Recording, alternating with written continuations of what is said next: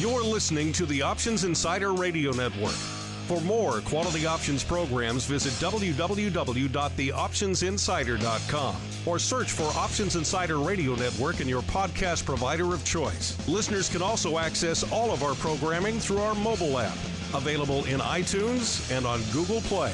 Don't forget to follow along with your favorite programs and submit your own questions for the hosts at twitter.com/options, facebook.com/theoptionsinsider, or via questions at theoptionsinsider.com.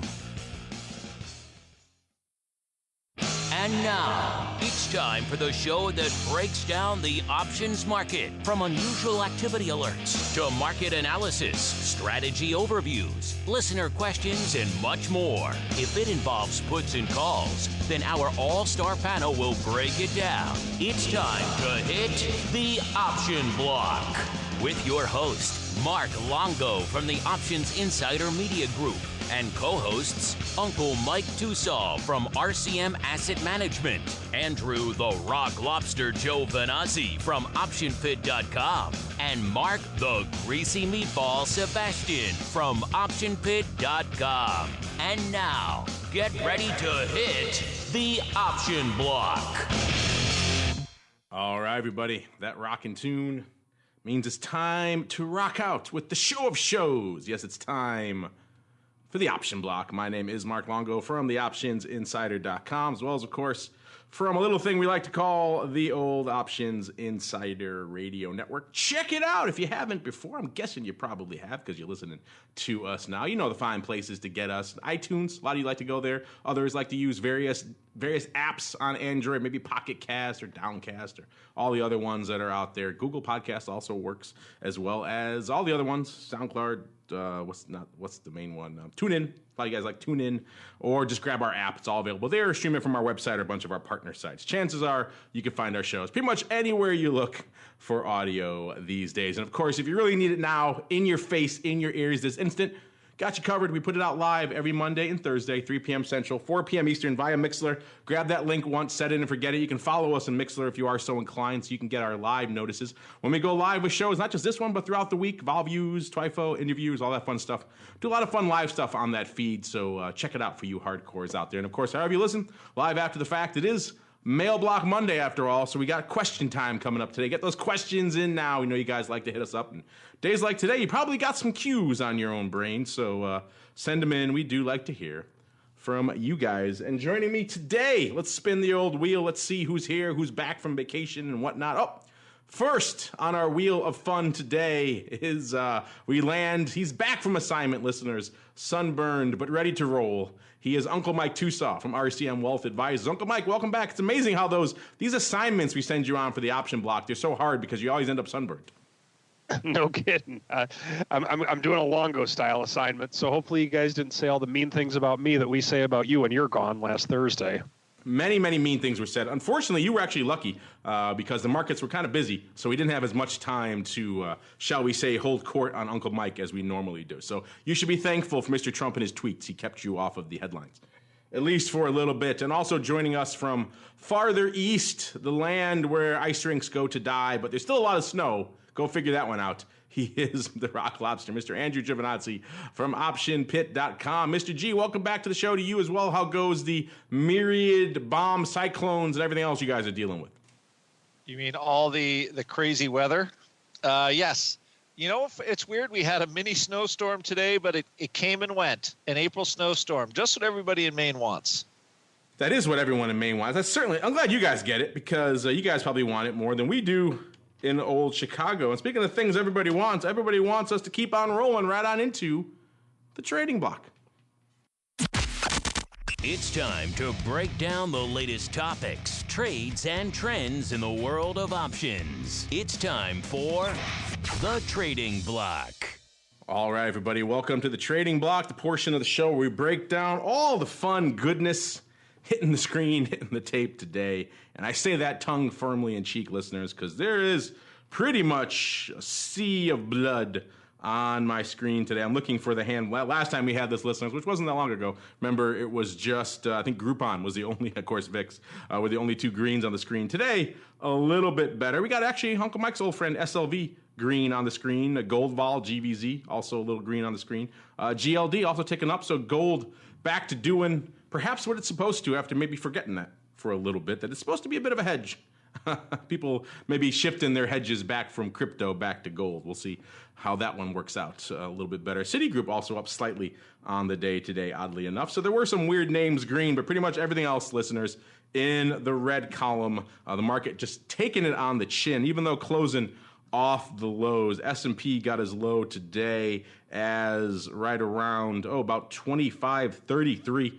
So we bounced off those, thankfully, closing north of that, right around 30 odd handles north of that or so.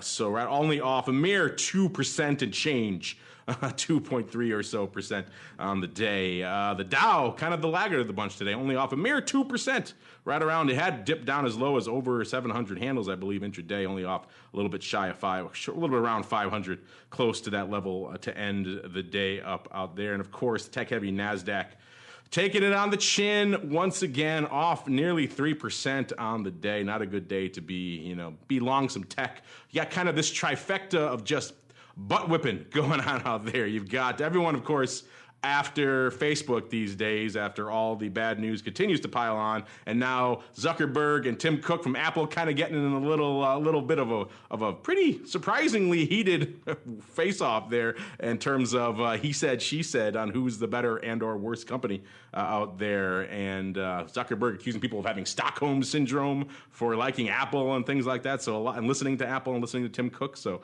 a lot of interesting vitriol coming out of those two. Those guys all off.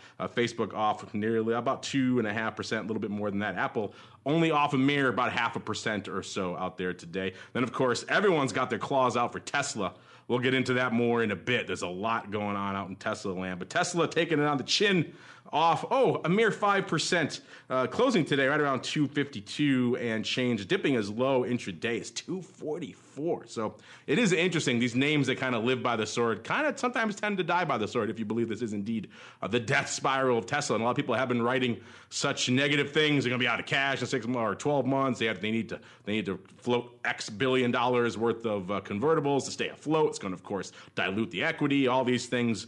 So a name that has risen predominantly on the strength of a lot of good PR, now maybe feeling the other side of that. We'll see how much that plays out. And a lot of people have been feeling the pain on that 300 strike out there. Hopefully you've rolled and adjusted and maybe stemmed the bleeding somewhat, because that could lead to some, shall we say, ugly calls from the old broker out there. So not a lot of love out there for a lot of tech savvy names out there of late. But that's all fun stuff to get to in a little bit. Of course, VIX cash up firmly today, about 3 handles, or for you percent of percent fans, 15% up there, getting as high intraday out there in VIX cash of about 20, almost 26, 25.72 out there, and as low of 20.44. He's talking about a nice 5 handle and change range in VIX land. So I'll be out there saying we're not seeing some vol. Yes, spoiler alert. Yes, we are.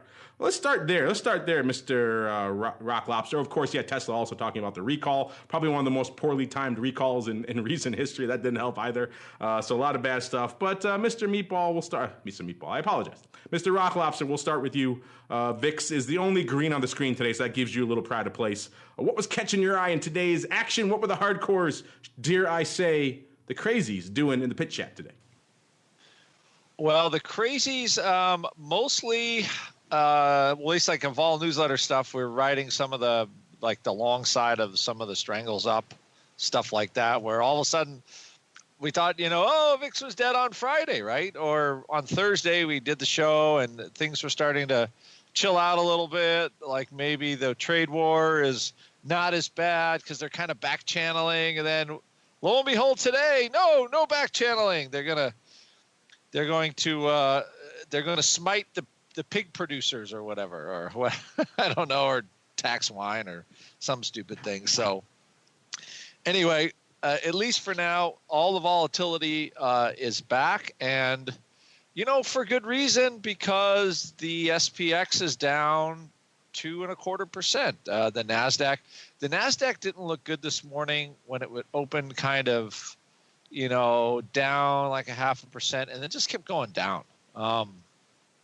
So I think that's starting to drive volatility in the VIX, and you've got a 2.5% realized move, and that equates to 40, a vol that could be in the 40s. It's not that high yet, but I mean the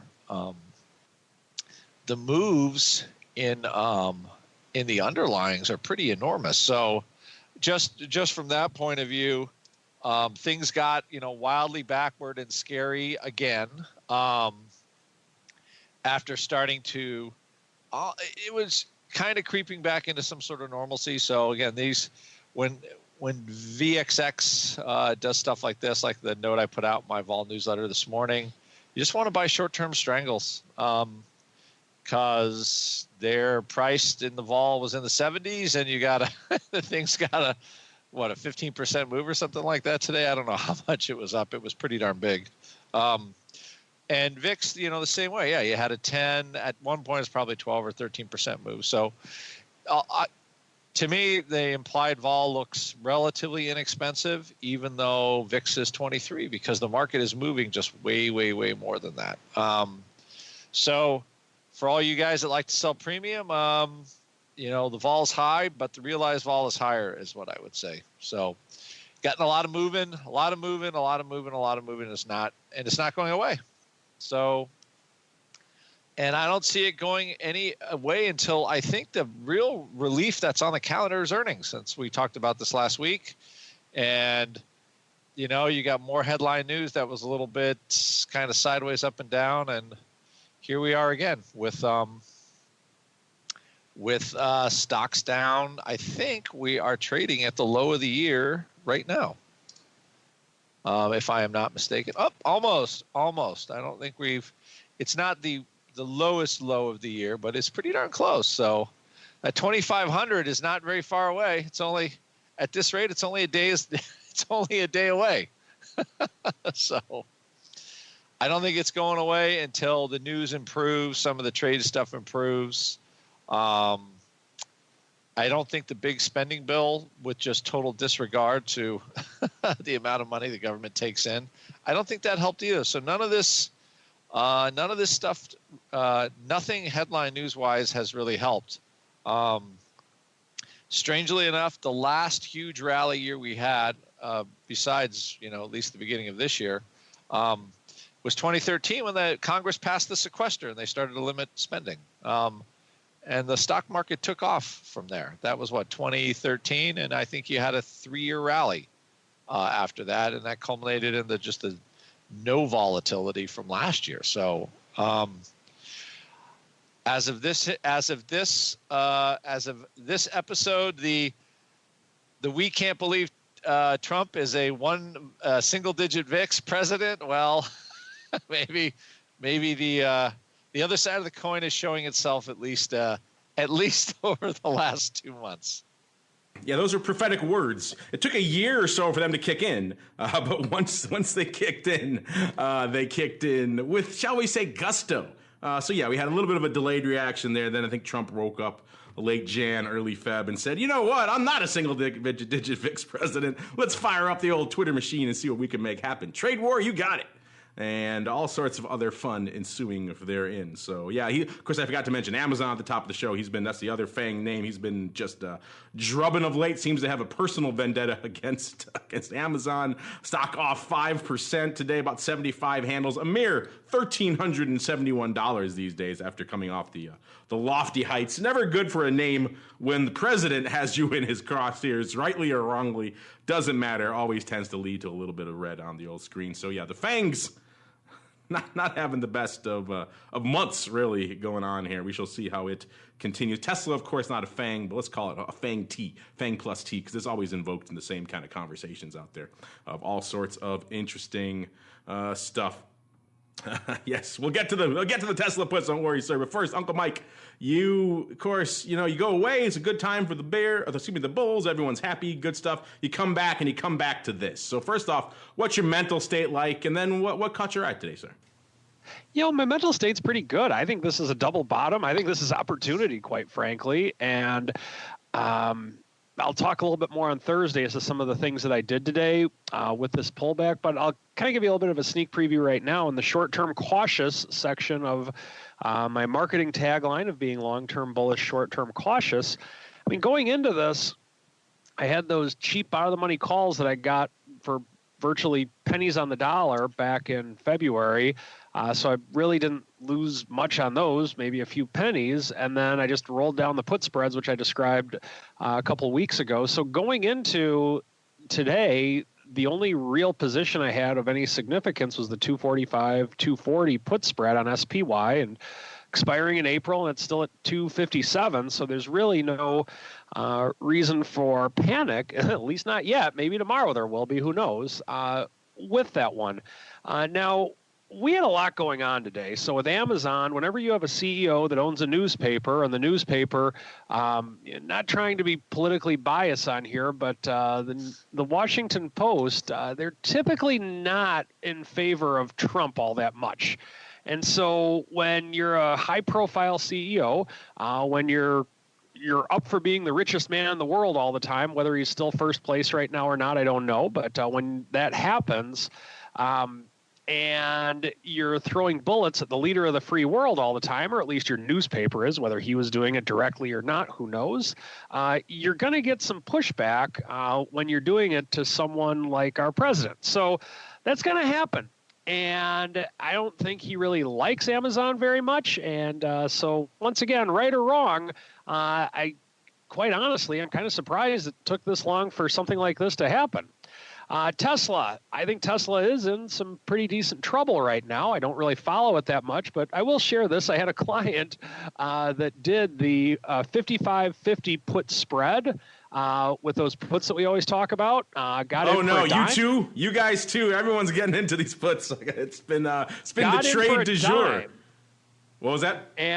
And just put a bid out there, just put a random order out there saying, you know what, Tesla's coming down a little bit this week. What the heck? Let's just get out of them for 30 cents. Even if they don't go bankrupt, let's triple our money. What the heck? It was on like a 20 lot or something small like that. And she got filled on them. So it was by no means a trade that I had with the vast majority of clients, but it was, in fact, she was the only one that was interested and that just kind of came to me and wanted to do something like that. But I will share a success story on the bearishness of Tesla. So that is out there. And then the other thing we had today, Apple announced that they don't want to use Intel anymore, but I think that that's something that's kind of overblown in that with the Intel processors that Apple uses, that accounts for roughly 3% of Intel's business.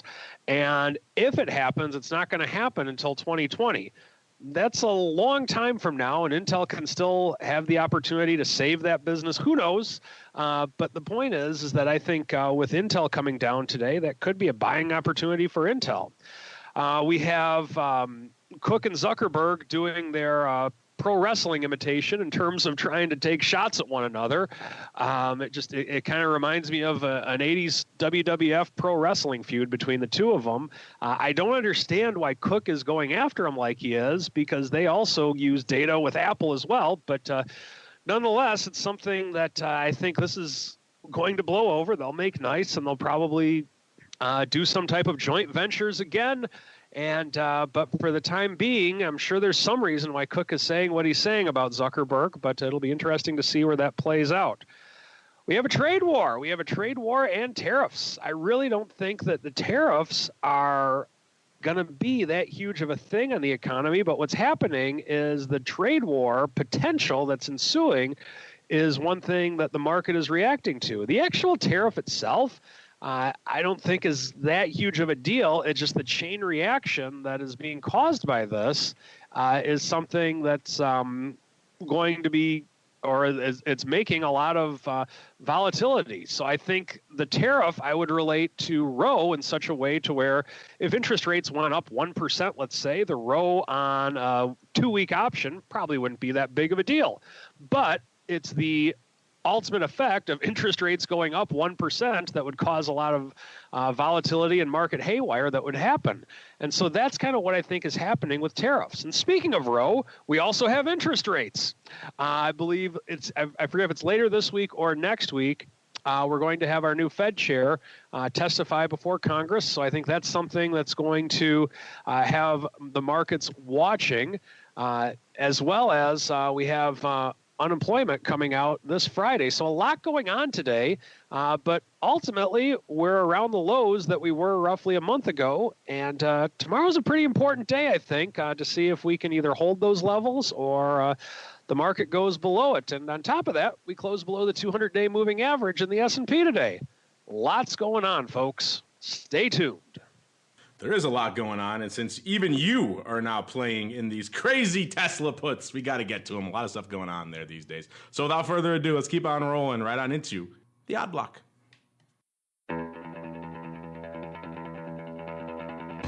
It's time to break down the most interesting, unusual, and downright questionable options activity that's been identified by theoptionsinsider.com. It's time for the Odd Block.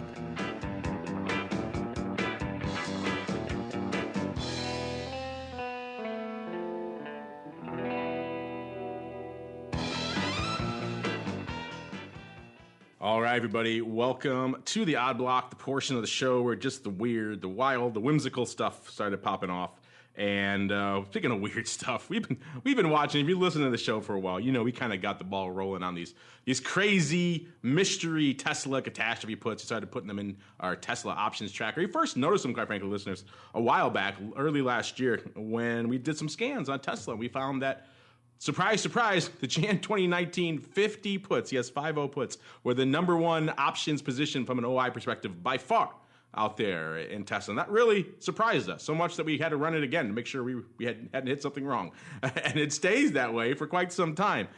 So fast forward, because talking about them all the time. And of course, our friend Saqib over there at Reuters listens to the shows, and he put an article up about them last week, and Reuters really got the ball rolling on these bad boys. So people have been slinging, not just Uncle Mike's customers out there, but everyone and their mother. We talked earlier about how people on Seeking Alpha now started writing about these puts. It's become just a feeding frenzy in these Jan 2019 50 puts. As we speak, listeners, these puts went out 255 at 270.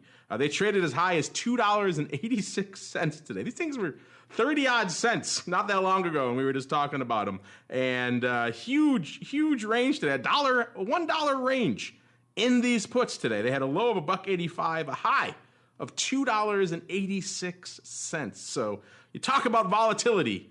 It is there in spades in these puts. Another 9,000 hitting the tape today, listeners. It's kind of just been a palooza on these puts. Say that 5 times fast. Ever since the Reuters article came out, we saw 4,200 going up on the 28th, 11,000 right after the article there on the 29th. Ironically, the OI only shot up about 2,000 contracts. It was right around 37,000 when the article came out. 11,000 trade the next day, only around 39,000 the next session. So that shows a lot of back and forth. People, like Uncle Mike was saying, maybe a little shorter term than he was saying, though. Intraday scoop there or scalping, I should say, of these puts. So a lot of action. 11,000 contracts trading, by far the most active day we've seen out there in these in quite some time. And only 2,000 net OI. So just a ton of back and forth in these seemingly worthless, at least they used to be, Tesla puts. 8,500 on the tip, over 9,000 total. Again, the OI flirting with 40,000. Probably will break it today unless there's a lot of closing paper today. We're hitting 39,000 OI so far. Also worth noting that the Reuters thing also broke down the other strike we talk about sometimes, which are the Jan 2019 par puts, the 100 puts. Those have also been fairly active. 2,800 hitting the tape on the 28th, 1,900 on the 29th, and a whopping 3,077 hitting the tape today. That OI is up about 10%. It's up to about 22, almost 23,000 contracts just in the last few sessions. So we're talking pretty decent OI changes. And looking here, just looking at the strip of puts in all of 2019, 1,200 of the 75 puts, almost 3,000 of the 70 puts, 2,000 of the double puts. Maybe that's Uncle Mike's player out there trading that 50 double put spread out here. So these puts have they've been awakened. The market has awakened to the reality of these puts, and they're coming for them. They're coming for them en masse. Also, March is on the board now, too. That's interesting, but not a lot of people playing in the March puts, not really looking at those. And then we also have, of course, the 2020 50 puts. Those haven't lit up the tape as much post the article, post a big discussion. We saw some action, but it's been averaging around 300 to 600 contracts a day from the 28th on. So not a ton. OI up a little bit north of 10,000. So the OI has net grown a bit out there, but still, that's not where the action has been. Also interesting, worthy of note too, that if the 50 strike was still too bullish for you, you want to get a little bit more out of the money. The 20s are now trading it up as well. The Jan 2019 20 puts. There's 1,200 open and a whopping 2x that trading today. 2,400 going up on the. These are 62 cents at 75 cents. So now even the 20 puts are trading for pretty much double what the 50 puts were trading for, a few sessions back. So Talk about volatility, Mr. Rock Lops and Uncle Mike. These puts have it all. They have it in spades. First off, Uncle Mike, what are your thoughts on all these craziness? And how did your client get into this? Were they listening to the show, or did you recommend it? How did your client get into that 50 double put spread? Well, what it was that when you see all that, all the activity at those 50 puts, we had talked about it a little bit, and I'm like, you know what? Why don't we just, instead of just buying the 50 puts outright, there's still a lot of money to be made if you were to buy the 55-50 put spread. And when we were looking at it, we actually thought maybe we could get filled for like a penny or something like that, or something just super ridiculous. We couldn't quite get filled for a penny, but we got filled for a dime and figured, what the heck? And then maybe like a week ago, we were just talking and like, you know what, if Tesla goes bankrupt, this will be great. But if for some reason they don't go bankrupt, we're up like maybe 3 or 4 pennies on this thing right now. Why don't we just put, and the client gets credit for this term, a stink bid. I've heard it other places, I'm sure, but this is the client actually uses this term. Stink bid at like 30 cents. So we got in at a dime. If we can get out at 30 cents, I'll just put an order out there, good till canceled. What the heck? We make 20 cents per spread on it, and it was not a huge position anyway, but why not? We'll triple our money on this one. So we put it out there, and then it got filled, I believe, 10 of the contracts on Wednesday, and then the other 10 contracts on Thursday last week. And so with that, it wasn't necessarily designed to be a short-term trade. It was just kind of one where for some reason, and we got into these when Tesla was almost $100 higher. This is kind of designed to be something to where if something crazy and weird were to happen, like Tesla going down, Tesla never goes down, then you might make a couple bucks on it. It won't cost that much if you don't, and that's what happened. Stink bid. I like that. Good stuff. I think Ophir chiming in again, listening to the show, says Gottlieb over there at CML Viz. He thinks it's a ratio. He's still on the ratio. He mentioned that on the show before too. And I could see some of the latter stuff probably is a ratio. The 50 par, it lines up nicely. Looking at the OI, it's easy to see why that would probably, you'd assume that is the case. But then again, of course, we talked about these for a long time, and we know that the 50 puts were there way before anybody was playing in the pars to any ratio. So clearly there was a lot of axes to grind on that 50 strike well before any of that stuff. And these guys are selling defaults, so they're kind of nervous maybe on the Tesla default prospect because they're probably selling a lot of CDSs on this. But on the flip side, they're doing pretty good on these puts. I don't know if that's enough to make up for the potential for default. Mr. Rock Lobster, any of your crazies in the pitch chat slinging any, what did he call it, stink bids here in Tesla puts? Stink bids. Nobody there. We are actually, my gold class today is we're looking for ways to kind of position a short Tesla position. I still think really within maybe 2 weeks, 3 weeks, Tesla will be 200 or it'll be 300 again. It will just do that again. So I think once you kind of sort of decide, okay, the range is going to be that, then you can position for it. But there have been some put buyers. There have been some like butterfly, short Delta butterfly buyers, stuff like that. For Tesla, just because it's going down. What can you say? It was 350 not very long ago. Now it's 250. And to be honest, I mean, Tesla has a lot of, I would say, market goodwill. But I mean, as far as from how do you value the company is pretty hard. It can easily be 350 as 150, and 150 still isn't, they're making cars, but they're not making a lot of money still. So it's however long that can go on. So I guess you don't hear Apple and or Tim Cook and Elon Musk having an argument, So I still think Apple's going to end up buying them. That's coming next. You know that's coming next. Tim Cook's just going after everybody. He's like he's laying it down, the smackdown on everybody. He'll go after the flamethrowers maybe next with Musk. That's unsafe. Who knows? You never know what's going to. I want to see him go after Vince McMahon. That would make for a good shouting match. That would be good. And I'm sure Vince would love it. The WrestleMania is coming up this weekend, so it'd be great promotion for him. That man's nothing if not a promoter, even though he stole our title for this show, which is, of course, the show of shows. So we'll avoid infringing on his trademarks over there.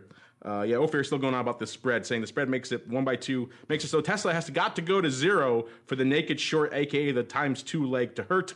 If it is, then it's quite clever. Yeah, I'm with you. I think a lot of the later paper probably does fall into that. I don't know if it's quite to 0 to hurt, but it's got to go pretty far. Of course, if you're talking at that point, if Tesla gets down to 20. Is 0 not in the foreseeable future? I hear whiffs of Enron in the ear when I think about Tesla at those levels. But that's a conversation for another day. Let's move on instead to if you guys have comments and questions. I know a lot of you do. A lot of you guys like to sling your Tesla puts. We hear about you all the time. So hopefully you're navigating these waters safely. It sounds like a lot of you might be playing in these formerly cheapy, now not so cheap puts.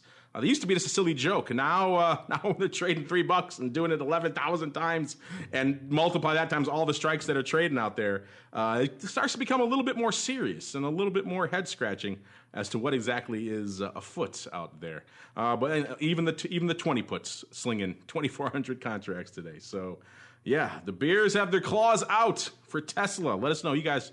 Maybe you're on the bear side. Maybe you love it. People strenuously opinioned either way. Let us know. You guys probably already are as we're doing this. Let's move on to some other ones that were lighting it up today. Our old friend XBI. I haven't talked about this in a while. This is the Spider S&P Biotech. Ticker symbol, of course, XBI. Closing today, 83.85, off nearly 4 handles, a little bit over 4%. This is a name that does decent paper for the odd block, about 35,000 contracts a day. Today doing 147,000. A lot of that.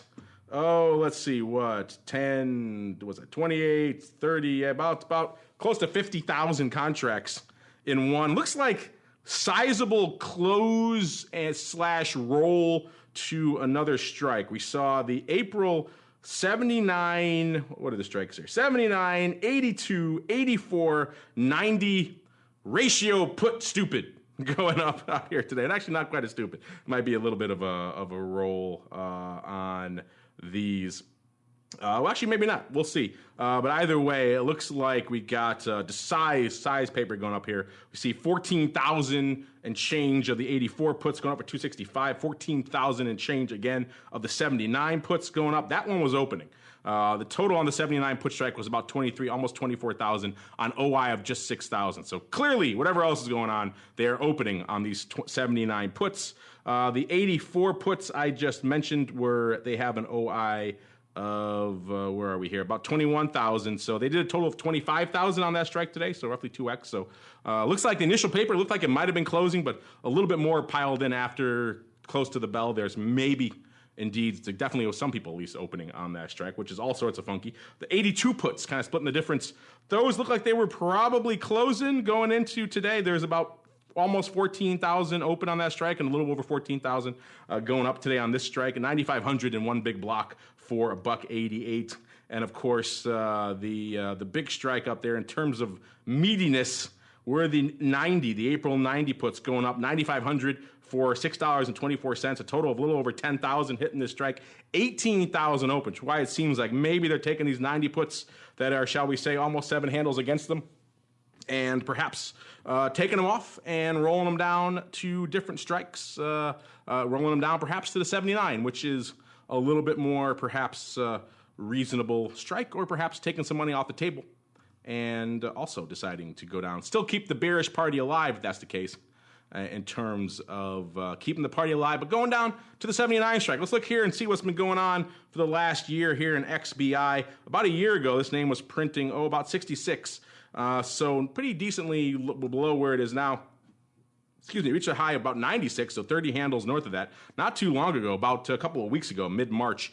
Since then, it's kind of been trailing off over about 12 handles since then. So it's kind of been on a bit of a downward tier again.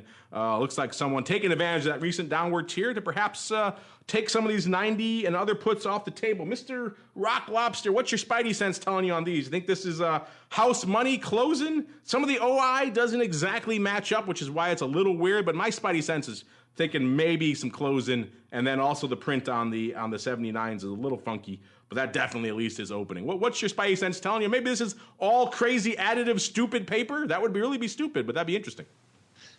Crazy, additive, stupid paper. I think biotech got slammed today pretty hard, so I'm thinking someone's taking some money. I'm still... you look at it and you would assume there has to be some kind of closing and trying to, ultimately, if you buy puts to use them as a hedge, you got to close them. You got to take the money and go do something with it after that. So it has the feel of that, I will say. I don't know if it is quite the mouthful that you did, but I think it does look like that. It looks like they're moving down to the 79 level. They're going to be a long-term holder, and they'll see what happens. Yeah, this is the funky one. The mouthfuls, that's why I get the big bucks here. I come up with the funky alliteration for all this good stuff. But speaking of crazy names that really, really jumped on our radar, we talked about Tesla puts before. Those are certainly weird, and those are the gift that keeps on giving, certainly from a weirdness perspective. But getting a little bit of near term, a little bit crazy, this one really made me scratch my head today. I think a lot of you will probably be interested in this as well. GameStop, not a name we talk about a lot here, certainly not in a very bullish capacity. Everyone's kind of been on the death knell for this name for a long time, as we're seeing, of course, they are a gaming retailer. We see a lot of that moving to digital, a lot of the publishers trying to find ways to disintermediate GameStop from they used to have a monopoly. They were the only market maker on used games on the planet, so they could charge them. The spreads were crazy. They were making money hand over fist. And the publishers and game makers trying to find ways to get rid of that middleman and keep all that money themselves. Digitally, that has been eroding their market share, as you might imagine. So the long-term story for GameStop hasn't been a good one, peaking about 24, 25 May of last year. It's about half of that now, right around 12, a little bit shy of $13 right now. So it's kind of been a long-term bearish, I should say, period. That's a time, of course, when the S&P was in rally homo the whole time. So factor that in, it's even more of a bearish story out there. So surprised us quite a bit to see GameStop getting some love today, at least in terms of paper. This is the name that's averaging about 11,000 contracts a day, which is pretty decent. Today doing nearly 40,000 contracts, 5-to-1 calls over puts. What caught our eye out here, of course, ticker symbol GME listeners, is just, I think the technical term is a boatload, particularly for this name. This is almost 2x their ADV in the one trade of very, very near term, expiring this Friday. So weekly, April 12 calls, expiring on the 6th, this Friday. Paper coming in and just trading these up pretty much all day long. People started gobbling them up for it looks like $1.05 or so earlier in the morning, doing small lots, 500, and just kept bidding them up. In terms of, saw $1.10, they traded on $1.16. Then it looks like they kind of parked a bid they finally needed to get more. They kind of just parked a bid for 125, it looks like, and kind of sat there until they got the rest filled. So they got 1,600 at 125, then a bunch more at 125, and throughout the day, until they got a total of 18,000 and change, 18,446. These were looking kind of ugly for a little bit if they were indeed buying them, and it does seem like they were. It is kind of confusing with the execution because it says bid execution, but of course that's because they parked their 125 bid there and got filled. So they were the bid. It was a pretty tight market at that point. That's what you got to do to get filled in some of these less liquid names. And a total of 18, nearly 19,000 going up. Again, expiring this week. For a while there, these were instantly 40 cents against them. With the stock not really moving at all, they went from about $1.25 bid, which was, I think, the customer's bid, down to 85-cent bid almost instantaneously. So once that bid vanished, they just got pummeled. And they closed the day not as bad. They closed 99 cents at $1, so still a little bit more interest there, maybe some selling interest at $1 out there. But yeah, these things are almost instantly at least a nickel, if not a dime, or 20-odd cents in their face. So someone had to have these April 12 calls, it seems like, and had to have a lot of them. and had to have them today, which is weird, Mr. Rock Lobster, because the earnings are on, they're projected to be on the 1st. So maybe the person clearly feels that they know something, Mr. Rock Lobster. Are you on the tip that this is actually selling paper? But still, I don't know. This one really caught my eye today because very rarely do we see any apparently bullish paper for GameStop, let alone to this size, let alone in the weeklies. What's your spidey sense telling you about this one, Mr. Rock Lobster? You know, I just don't see this as selling paper. I mean, it's the April 06 12 call is 3 cents. What is it? 18 cents over parity. Are they riding against a stock or something like that? The only I can think is that somebody's coming in and just buying the crap out of these. Vol's up 28 points. Vol's up everywhere. It is a very cheap company. I mean, it trades well below book value. I don't know. I know everybody's looking at it's kind. This reminds me of is like remember when Best Buy? Everybody's like, oh, Best Buy is done. It was $14. That's a $70 stock because they went into more customer service type stuff that Amazon can't do. So it is a very, very, it yields over 10%. I don't know if that's going to hang around, but man, I mean, you could buy the stock and you could buy a put in here and hold it for a year and the dividend pays for the put. So I can only assume they're buying it or they just know that they're going to just release the worst earnings ever in history is the only thing I can think of. So yeah, because you could buy the Jan 10 put and stock, and it's only puts about $1.15, and then you can buy the stock, and the dividend will pay for the put. At least you're stopped out in case all the naysayers are wrong. But it does feel like somebody wants this thing. Yeah, March 28th. I mean, they just reported. I think this is a momentum play. It feels like, don't you? Yeah, this is a weird one, especially when they were printing $1.25 on the stock. I think it was still around $12.60 or somewhere in that range. So people, as they were getting filled, people could have come in, bought the stock, dumped the covered call, and effectively sold that put for around 60 cents, somewhere in that realm, which is, it's at 21 cents now going out here. So I can see a lot of people maybe lining up to do that if you're okay having that stock leg on there. But this is the name that's kind of just fascinating. Clearly, the timing of this one, Mr. Rock Lobster, is what really gets this was like, if these were Jan 12 calls going up 18,000 times, it wouldn't really raise my ire as much. It'd be interesting, certainly. But weeklies, I mean, this guy's got to have this thing move, and he's got to have it move. I mean, he paid $1.25 for these things. Yeah, I'm looking at this. There was definitely a flutter in the stock around noon. I don't know what that was.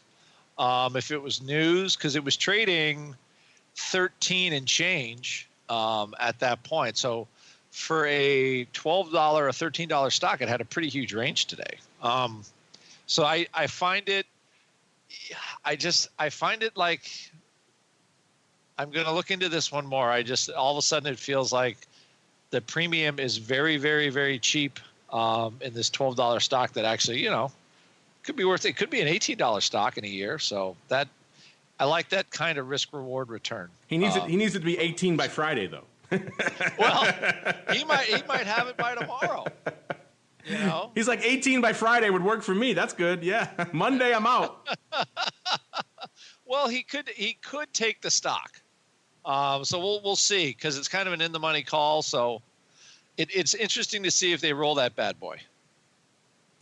Yeah, that's funky. I'll have to look at the time and sales on the stock, see where it was printing right around 12.22, 12.23, because that's where a lot of the 125 calls started going up. And that would be, if it was 13.25, that would make that $1.25 print make a lot more sense than if it was, I think it was around 12.60 when a lot of these started going up. I think obviously the stock had to move. Could have been some hedging activity going on up there as well. People also bidding up the stock to try to sell the covered call. A lot of things going on there. Either way, listeners, something's got to happen in GameStop by Friday, or this guy is going to have a bit of a sad face out there, sad emoji. So one to keep an eye on at the very least. You guys are always looking to us for a lot of interesting UA and weird ones. I'm not saying go out and buy these calls. That would be fool's errand. These things got bid up like crazy.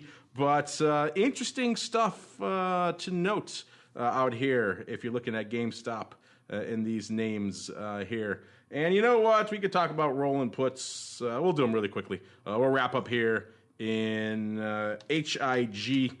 This is the Hartford Financial Services Group, Inc. This is the name that does close $50.50 roughly today, off about $1 or about 2%. So not a great day for the Hartford or Hartford Financial Services Group, Inc. Say that 5 times fast.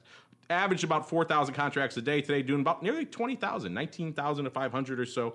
2-to-1 calls over puts. But that's not what we're talking about today, listeners. We're talking pretty much all the put action out here in this name. Came in one sizable trade.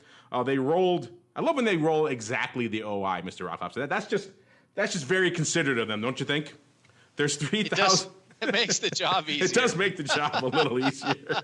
When there's 3,061 of these April expiring this week, the weeklies, the 50 half puts. And guess how many traded today?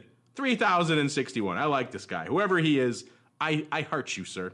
And then coming back in, he said, you know what? Let's keep the party alive for another week to the downside. But he's rolling down. He's going down to the 48 half strike. So he saw 3,060 of the April 50 half puts go up for $1.09, and then turn around, kind of nice mid-market spread there, and then turn right around again, doing the April 40 half puts for 60 cents.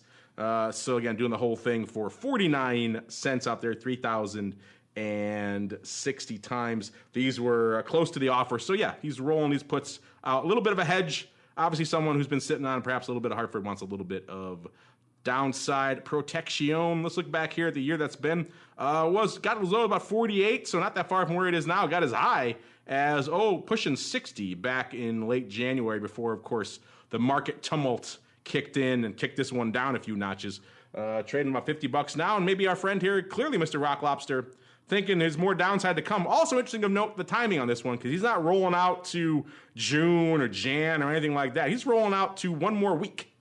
Which is kind of interesting, and paying a nice 49 cents for the privilege. So clearly he's a little bit concerned about some downside. What'd you say, sir? I think, you see the market do all that what's doing right now, and people are saying, well, if I'm going to get some bang for the buck, I want it right now. If we're going to fall apart, we're going to fall apart now, which I think the volatility is too cheap in the short term for how things are trading. So, I cannot disagree with that, but I would say, yeah, it's pretty aggressive. And it's an aggressive put buy. Let's just put it that way. So, we'll see how all of that pans out. But, if it's a little house money, what the heck do they care?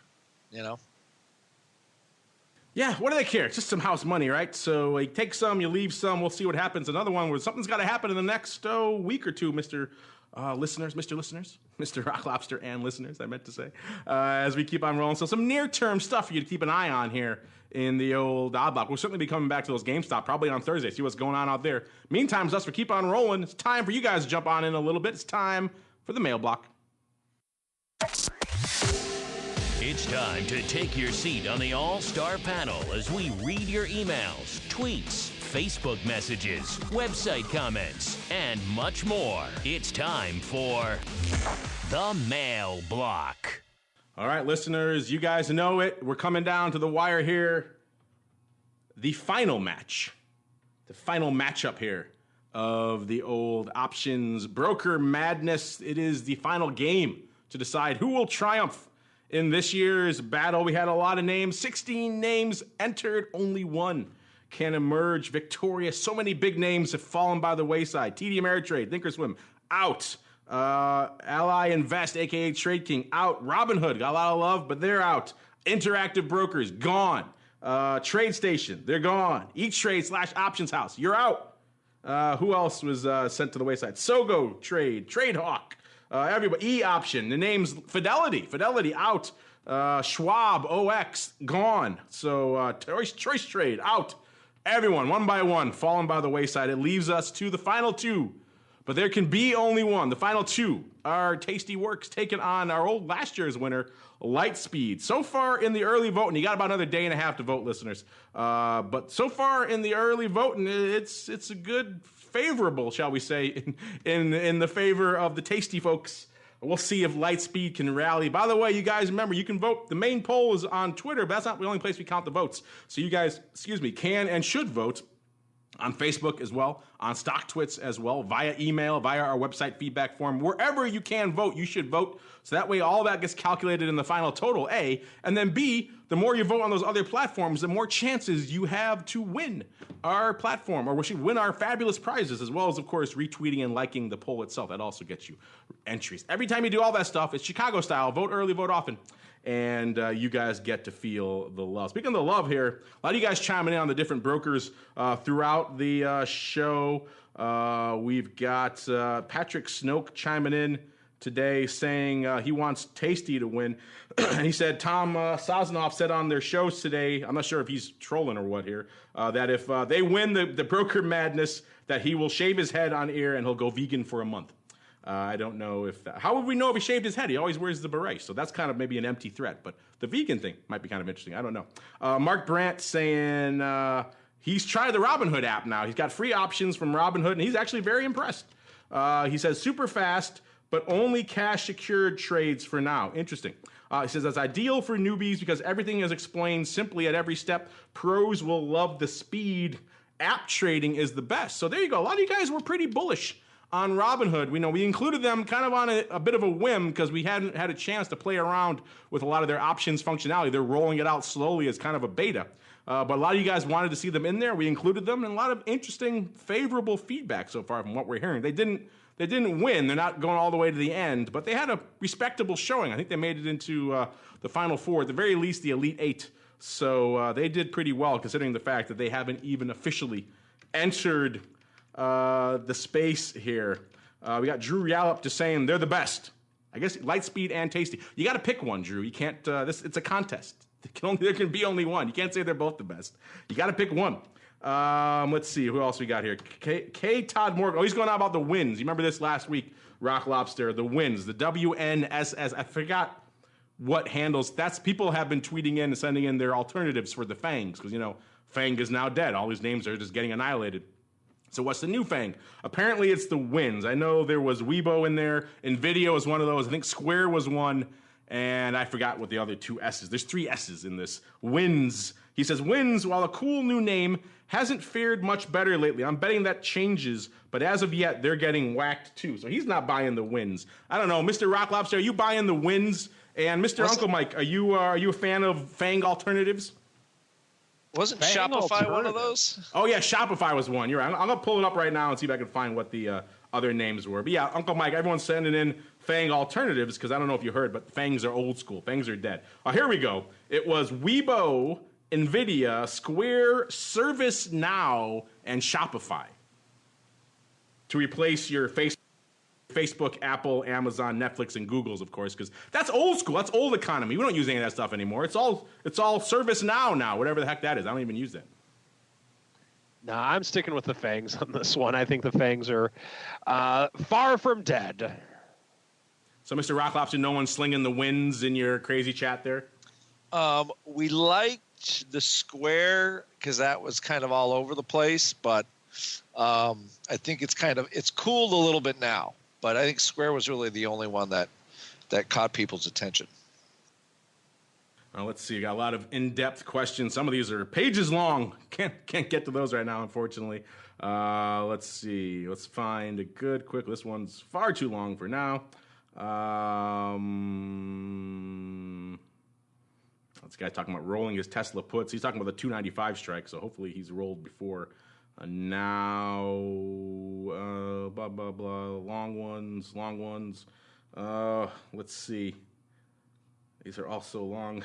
Cheapest way to hedge his portfolio with options. That's a whole show. Let's see. Which of the Greeks do you use most and why? I talked about that before. Retail tends to like Delta. Pros tend to like Vega with a bit of Theta mixed in there too. But that's all the time. I think let's see. How are we looking on? Yeah. All these. You guys, I love your questions. They're great, but some of them are so long that we can't easily wrap them into a quick segment. Really quickly, also Mark Brandt also chimed in.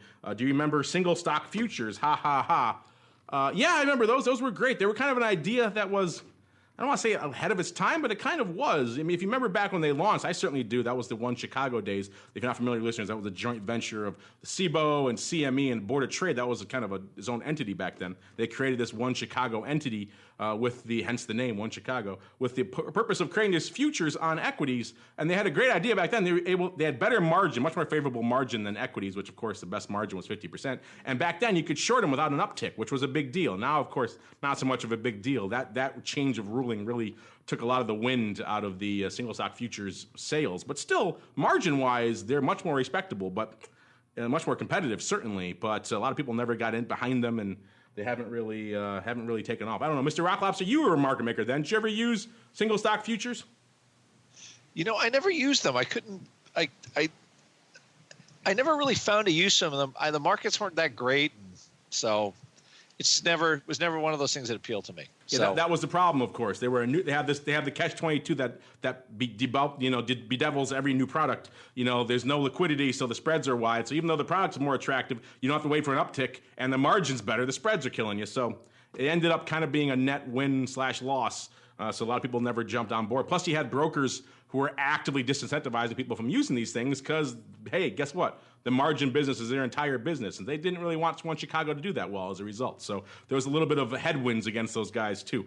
Great product, maybe a little bit ahead of its time, and then, of course, some regulatory changes and everything else. And then, of course, rates kind of went to zero, so margin wasn't the big deal it used to be. So a lot of interesting things going up. Of course, capital-wise, it was still attractive, but for whatever reason, single stock futures never took off. But what will take off is our final segment. It is time for Around the Block. It's time to tell you what we'll be watching on our trading screens until the next episode. It's time for Around the Block.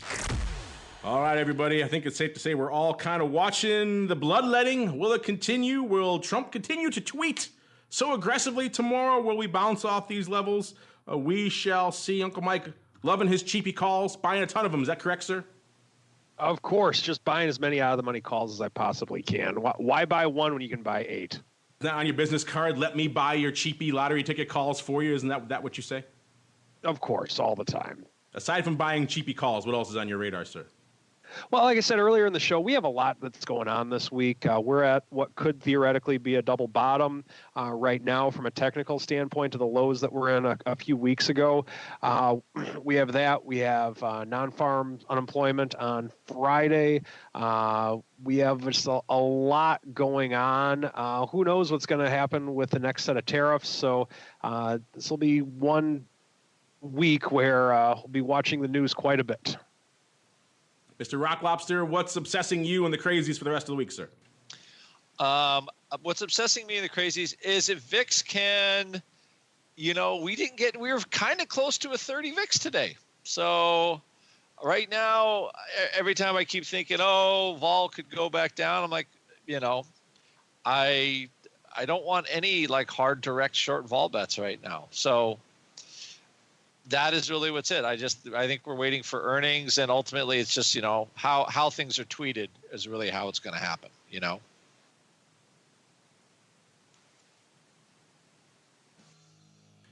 And that music agrees with you, Mr. Rock Lobster, because we're kind of done. Unfortunately, that was a fun journey through the world of all things options. A lot of Tesla, a lot of FANGs, maybe some wins, a lot of other good stuff over there. Uncle Mike, let's see what's coming up over there. And I forgot to ask you, do you have any thoughts on the whole single stock futures thing, sir? If you do, have at it.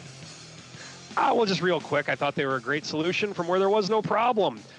You could just buy a deep in the money call or a deep in the money put for the same amount of price that you had to keep in maintenance on the single stock future. So that was always my thought as to why they never worked. Yeah, they had the uptick thing for them, which was nice, and the spreads and those deep calls kind of hard, but the spreads and futures weren't that good either. So I guess you kind of damned if you do, damned if you don't either way. Let's say if I want to sling single stock futures, can I still call you up, sir? And if so, where should I go? Well, you can't call me because I don't have a Series 3 anymore, but you can call me if you would like to do something with calls or puts or just financial advising in general. Today was a day with which I was out looking for opportunities when most financial advisors are calling their clients or hoping and praying their clients don't call them, telling them, yeah, it's going to be okay. Be active with stuff, folks. Make sure that you're actually getting something for paying your financial advisor, and give me a call if you'd like a financial advisor that does such things. 312-212-3531, or shoot me an email at mtosaw@rcmfs.com. And Mr. Rock Lobster, if I want to join your army of crazies there in the chat, where should I go? What should I do, sir? Go to optionpit.com, click the mentoring tab, and sign up for stuff. Sign up for my vol newsletter. We got a good string of wins going. So you want to learn how to trade vol, you got to know how vol works, and that's the easiest way. Come to Option Pit, and you can learn all kinds of ways to trade vol in the chat room, everything. So come on over and sign up. There you go, optionpit.com. Click on the tab at the top that says Make Me a Crazy, and then you too can be one of the Option Pit crazies. Join the chat over there. Have fun. Listen to the Rock Lobster. All the other fun stuff. Talk VIX, zones, until your head caves in. All that other good stuff. Optionpit.com.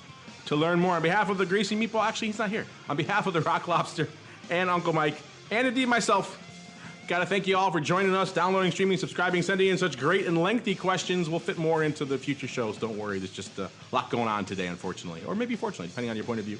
But we'll see you next time for more of the Option Block.